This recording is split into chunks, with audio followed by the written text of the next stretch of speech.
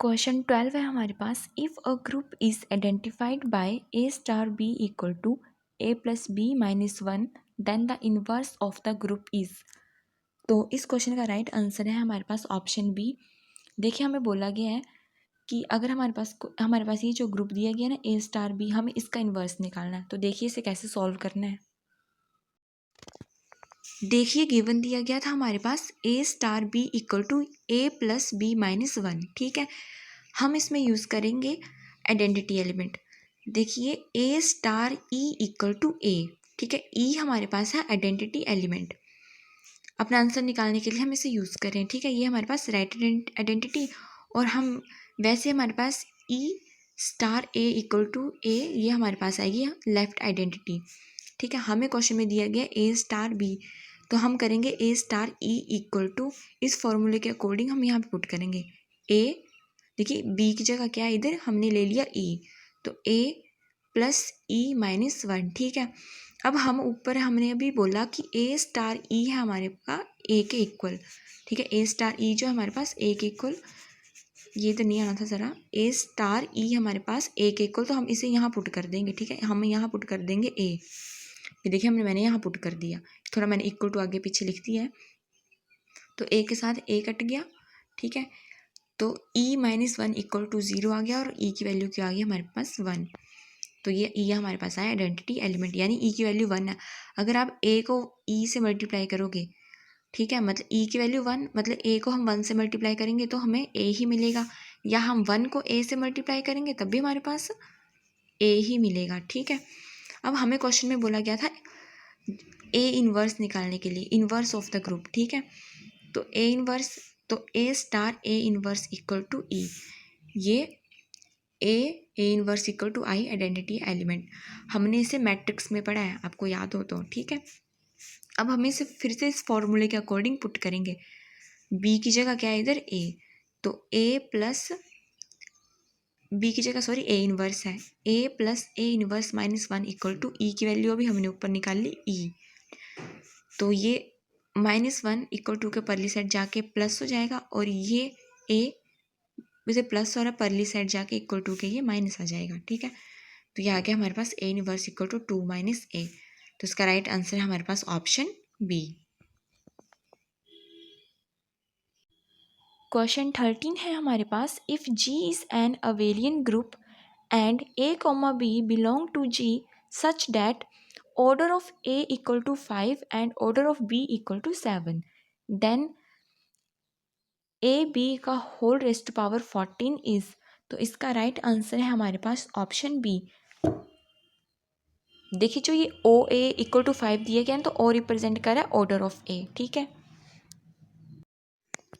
देखिए हमें गिवन दिया गया था order of A equal to 5 and order of B equal to 7, और हमें ये फाइंड करने को बोला है। ठीक है, इसका मतलब है order of a, it tells how many times you multiply to get an identity e. मतलब ए को आपने 5 टाइम्स मल्टीप्लाई किया तब आपको आइडेंटिटी ई मिलेगी। ठीक है, इसका मतलब ये है। और सेम यहाँ पर भी कि बी को order of B equal to 7 बोला ना, तो बी को आपने 7 टाइम्स मल्टीप्लाई किया तब आपको जाके आइडेंटिटी ई मिली। ठीक है, अब हमें ये निकालने को बोला है। उससे पहले आपको ये प्रॉपर्टीज़ देख लीजिए कि e star a equal to a star e equal to a, ये हमने ऊपर भी क्वेश्चन नंबर 12 में भी यही अप्लाई किया था। ये देखिए ये दोनों एक इक्वल टू थी। ठीक है, इक्वल थी। उसके बाद आया e star e equal to e. ठीक है, नेक्स्ट है हमारे पास e raise to power n where n is an integer equal to e, और ई इनवर्स भी हमारे पास ई आएगा। अब देखिए हमें ये निकालने को बोला था, तो मैंने इनको थोड़ा अलग अलग कर लिया। ये ए रेस्ट पावर 14 और बी रेस्ट पावर 14 ग्रुप हमारे पास अबेलियन बोला गया है। ठीक है, हमें क्वेश्चन में गिवन था कि group G is an abelian group, तो a b equal to b a आएगा। अब हमने इनकी पावर्स को ब्रेक किया। देखिए ए रेस्ट पावर 14 है ना, मैंने इसको ए रेस्ट पावर 5 में लेके आना है, तो मैंने इसको ये ब्रेक किया ए रेस्ट पावर 10 और ए रेस्ट पावर 4। ये बेस सेम है तो पावर्स ऐड हो जाएंगी। ठीक है, ये बेस सेम है तो पावर्स क्या हो जाती है ऐड, तो ये फिर से वही बन जाएगा कि ए रेस्ट पावर 14। और ये हमने लिया बी 7 और ये बाहर 2। आपको ये प्रॉपर्टी याद होगी, आपने ये 7th क्लास में पढ़ी है कि ए रेस्ट पावर m और होल रेस्ट पावर n, तो ये बनेगा m n। ठीक है, तो अगर 7 2 जा 14, उसके बाद इसको दोबारा से ब्रेक किया ए रेस्ट पावर 10 को, ये फॉर्मूला अप्लाई करके, तो ए रेस्ट पावर 5 का होल रेस्ट पावर 2। यहाँ पे m की जगह है 5 और n की जगह है 2। जब आप इनको मल्टीप्लाई करेंगे 5 × 2, तो ये फिर से बन जाएगा ए रेस्ट पावर 10, तो ये आएगा रेस्ट पावर 4। अब हमने ए रेस्ट पावर 5 की जगह e पुट कर दी, ठीक है, e का स्क्वायर, और ये ए रेस्ट पावर 4 वैसा का वैसा, और इधर भी b रेस्ट पावर 7 की जगह भी हमने e पुट कर दी और इसका होल स्क्वायर। देखिए ये है e रेस्ट पावर 2 यानी e रेस्ट पावर n का फॉर्मूला यहाँ पे लग जाएगा e, तो e स्क्वायर की जगह मैंने e लिख दिया इस फॉर्मूले के अकॉर्डिंग। और ये ए रेस्ट पावर 4 वैसे का वैसा रहा, और ये इसकी जगह भी फिर e इंटू ई, यहाँ पे e आना था सॉरी, e इंटू ई हमारे पास आ जाएगा e, ठीक है, और e की वैल्यू क्या होगी हमारे पास 1, e की वैल्यू क्या आएगी हमारे पास 1, तो इसलिए मैंने यहाँ पे e नहीं लिखा था। फिर क्या करेंगे हम a से मल्टीप्लाई करेंगे और a से ही डिवाइड करेंगे अपना आंसर बनाने के लिए। तो हमने क्या किया, a से मल्टीप्लाई किया और a से डिवाइड किया, तो ये ऊपर का बन गया ए रेस्ट पावर 5 अपॉन ए, ये फिर से ए रेस्ट पावर 5 बन गया। फिर से हमने इसकी जगह यहाँ पे e लिख लिया, e अपॉन ए, ये a ऊपर गया a इनवर्स और e की वैल्यू आ गई 1, तो ये आ गया हमारे पास a इनवर्स आंसर। तो इसका राइट आंसर है हमारे पास ऑप्शन बी। क्वेश्चन 14 है हमारे पास, if the equation x³ minus 3x plus k equal to 0 has a real root in the interval closed interval -1, then the range of k is. तो इसका right answer है हमारे पास option D. तो हमारे पास question में ये गिवन दिया गया था, इसे हम लेट कर लेते हैं एफ ऑफ एक्स। तो f of x equal to x³ minus 3x plus k. हम इसमें यूज़ कर रहे हैं इंटरमीडिएट वैल्यू थ्योरम, जो कि है if a function f of x is continuous on closed interval a, b, then a root exist in open interval a, b if f of a into f of b less than equal to 0। हमें question में given दिया गया था interval close interval -1, 1, और F of x का एक polynomial function है जो कि कंटिन्यूस है -इन्फिनिटी से लेके इन्फिनिटी तक। ये हमारे पास गिवन इंटरवल दिया गया था क्वेश्चन में, जो कि हम इसे मान लेते हैं a, b।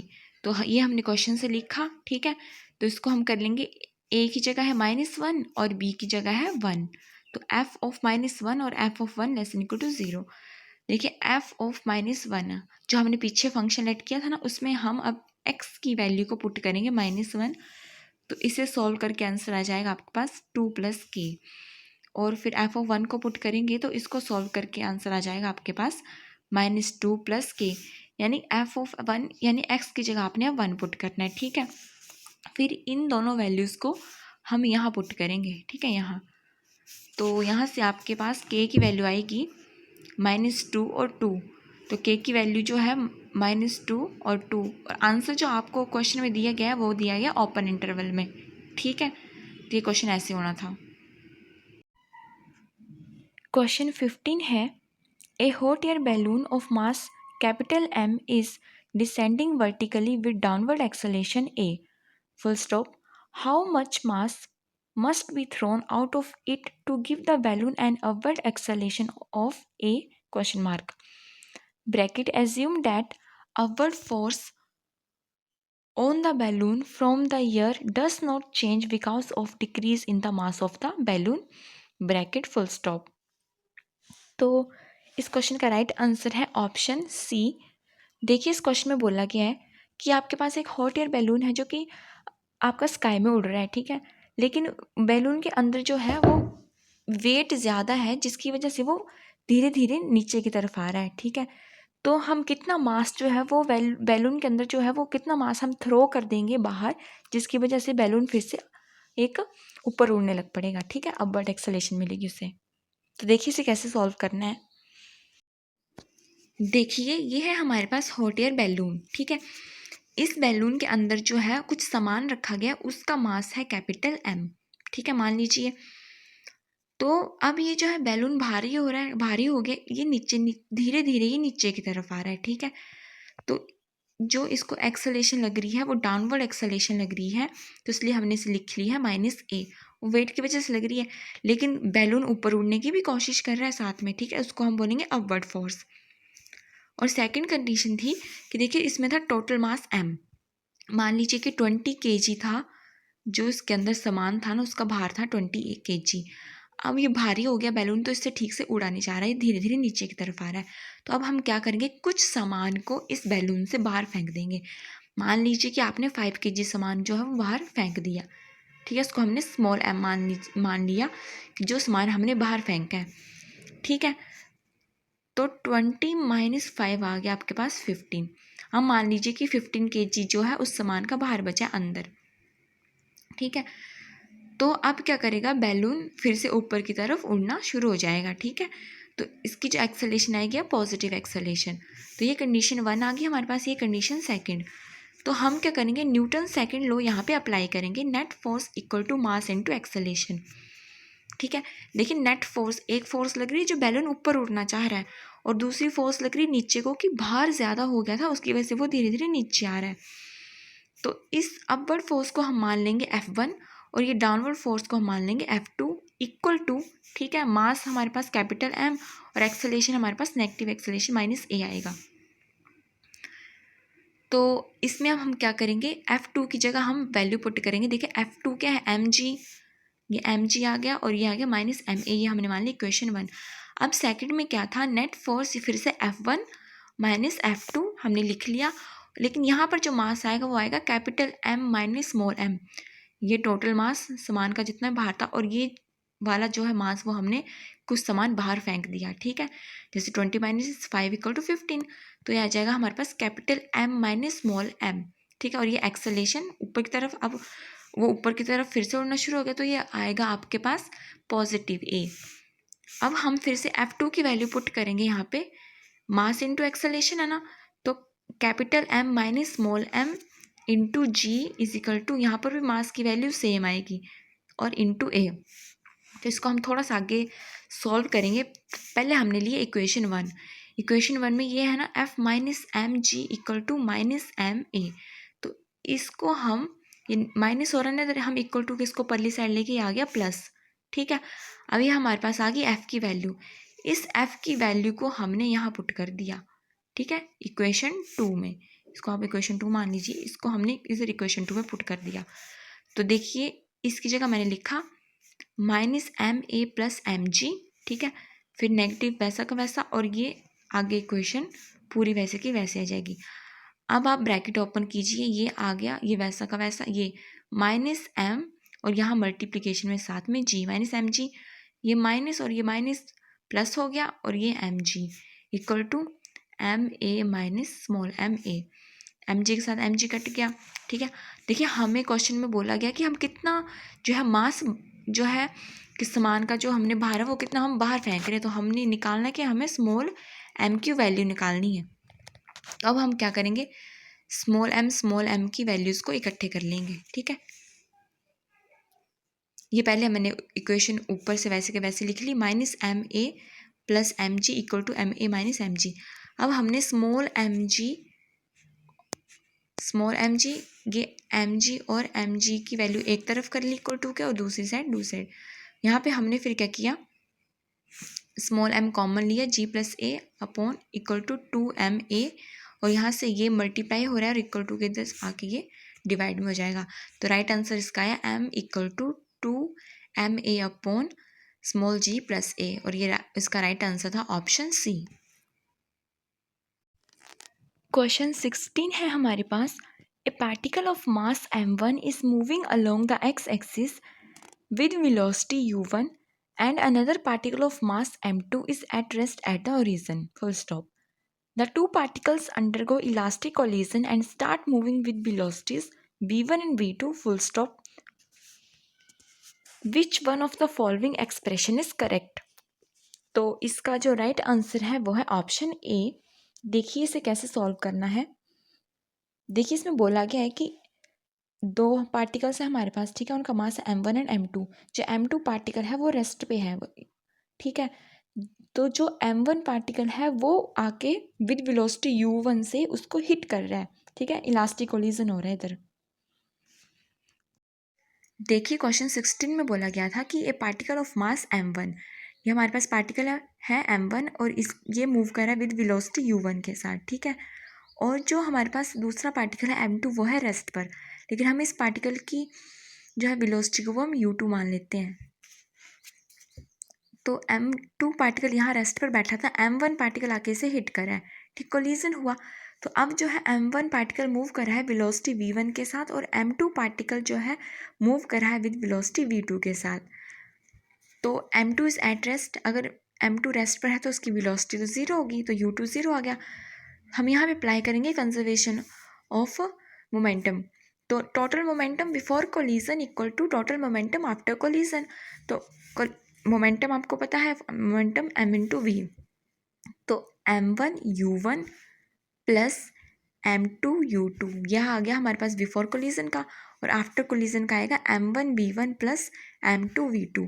u2 हमने बोला कि ज़ीरो है, ये जो है वो ज़ीरो बन गई, ठीक है। तो ये आ गया हमारे पास इक्वेशन 1। अब हमें क्वेश्चन में बोला गया था कि इलास्टिक कोलिजन हो रहा है, ठीक है। तो speed of approach equal to speed of separation. देखिए जो बिफोर कोलिजन है ना, ओनली m1 पार्टिकल मूव करा था, ये m2 था जो वो था रेस्ट पर बैठा हुआ, ठीक है। ये आया इधर से, इसने इसको हिट किया, तो अप्रोच स्पीड आएगी हमारे पास u1 माइनस u2। और जो हमारे पास आफ्टर सेपरेशन, फिर ये टकरा के थोड़े ऐसे मूव किए होंगे, ठीक है। तो फिर जो सेपरेशन स्पीड आएगी वो आएगी v2 minus b1, v2 minus b1। देखिए कैसे, ये मैंने यहाँ पे लिखा है u1 माइनस u2, नीचे मैंने लिखा है v2 माइनस b1। मैं इसको आपको एग्जाम्पल से समझाती हूँ। देखिए ये तो ये मूव करा था ना, तो मान लीजिए कि ये 10 वेलोसिटी के साथ मूव करा था और m2 रेस्ट पर था, तो अप्रोक्सीमेटली आप मान लीजिए कि 1 इसकी वेलोसिटी थी, अप्रोक्सीमेटली मान लीजिए। तो 10 माइनस 1 ही आएगा ना, है ना, इधर 9, ठीक है। आप ऐसा थोड़ी लिखोगे कि 1 माइनस 10, ठीक है। तो इसलिए u2 माइनस u1 यहाँ पे नहीं आएगा। और जो अब आगे है सेपरेशन स्पीड में v2 माइनस b1 क्यों लिखा गया, देखिए इसने इसको हिट किया, ठीक है। अब m2 पार्टिकल आगे मूव कर रहा है, m2 पार्टिकल जो वो आगे मूव कर रहा है और m1 पार्टिकल उसके पीछे, तो स्पीड किसकी ज़्यादा आगे, m2 की स्पीड ज़्यादा होगी। ये तो मैंने ऐसे बनाया था कि ऐसे वो मूव करे आपको बताने के लिए, ठीक है। जहाँ तो इसकी तरफ ही रहना, ये m2 रेस्ट पे था, ये m1 ने इसको पीछे से हिट किया, तो m2 आगे आगे जाएगा और पीछे से m1 आएगा। तो जो m2 की वेलोसिटी है वो आफ्टर कोलिजन वो ज़्यादा है और m1 की वो थोड़ी सी कम है उससे, क्योंकि वो पीछे से आ रहा है इसके, ठीक है। ये डिपेंड करता है मासिस पे। अगर ये इसका मासिस ज़्यादा, इसका मास जो वो ज़्यादा, अगर ये पार्टिकल ज़्यादा भारी होगा और ये पार्टिकल बिल्कुल लाइट होगा, जब ये स्ट्राइक करेंगे तो तब ये ज़्यादा स्पीड से मूव करेगा। लेकिन हमें क्वेश्चन में मासिस के बारे में बोलना नहीं गया कि कौन मास ज़्यादा है, m2 ज़्यादा है या m1 ज़्यादा है। तो हम एज्यूम कर रहे हैं नॉर्मली कि m2 जो है वो आगे चला हुआ पार्टिकल पीछे से m1 के साथ मूव कर रहा है, इसलिए v2 स्पीड ज़्यादा ली गई है, v2 माइनस b1, ठीक है। कंफ्यूज नहीं होना यहाँ पर u1 माइनस u2 और b2 माइनस b1 में। तो आया हमारे पास, देखिए मैंने ऊपर लिखा था कि speed of approach equal to speed of separation. Speed of approach हमारे पास से 5u1, क्योंकि u2 तो ज़ीरो है तो u1 ही रहा, u1 इक्वल टू, और ये स्पीड ऑफ सेपरेशन आई हमारे पास v2 माइनस b1।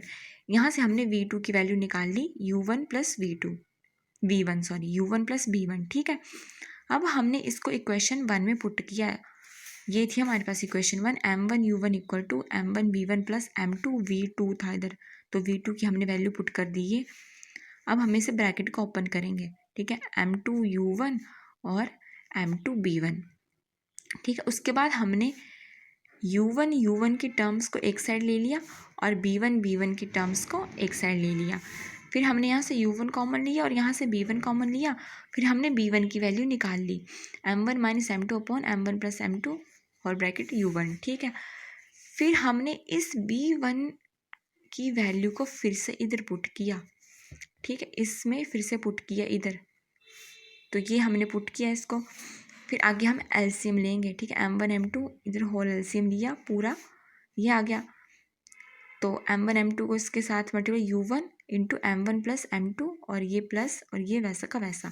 हमने जब ब्रैकेट ओपन की m1 u1 plus m2 u2 plus m1 u1 minus m2 u1, इसके साथ ये कट गया और इन दोनों को ऐड करके बन गया 2m1 u1 upon m1 plus m2। अगर आपने ऑप्शंस में देखा होगा तो आपको ऑप्शंस दिए गए कुछ इस फॉर्म में, b1 अपॉन b2। तो b1 की वैल्यू हमने ये निकाल ली और b2 की वैल्यू हमने अभी ये निकाल ली। तो हम करेंगे b1 अपॉन b2, ये वैल्यू पुट की मैंने m1 माइनस m2 और upon m1 plus m2 into u1, और ये वैल्यू इधर। अब हम इसे सॉल्व करेंगे। देखिए m1 माइनस m2 वैसे का वैसा रहा, ये चीज़ नीचे आ गई डिनोमिनेटर में, मल्टीप्लिकेशन वैसे रही, मल्टीप्लाई ये चीज़ डिनोमिनेटर में ही है और ये ऊपर चलेगी न्यूमिनेटर में। इसके साथ ये कट गया, u1 के साथ u1 कट गया और आंसर आ गया आपके पास ये। तो b1 अपॉन b2 आ गया आपके पास m1 minus m2 upon 2m1। तो ये था ऑप्शन ए, इसका राइट आंसर है ऑप्शन ए। मैंने नेक्स्ट वीडियो का लिंक डिस्क्रिप्शन बॉक्स में दिया हुआ है, आप उसे देख लें। और अगर आपको वीडियो अच्छी लगी हो तो लाइक एंड शेयर जरूर कीजिएगा और मेरे चैनल खुशबू क्लासेस को सब्सक्राइब करना ना भूलें। Thank you.